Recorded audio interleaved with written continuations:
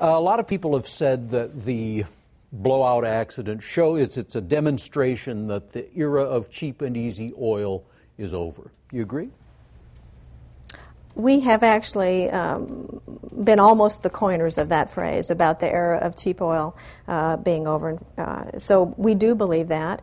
We got into a position earlier in this decade where surplus oil production capacity had really been met by growing demand, and we needed to reach farther out on frontiers, go after the harder molecules in order to meet that growing demand. And as we go forward over the next 20 years, we still see that demand is going to have a significant growth profile. From 20 years ago to today, energy demand, all energy demand, has grown by about 40%, and for the next 20 years, we see another 40% growth.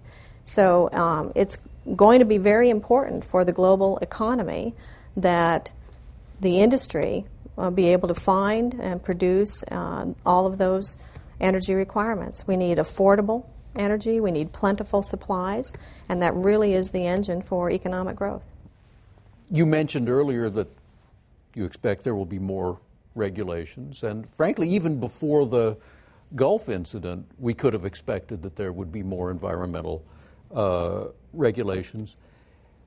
But even though we expect them, we don't know exactly what they'll be. So how do you plan? As a corporation, you have to take action. How do you plan in the meantime?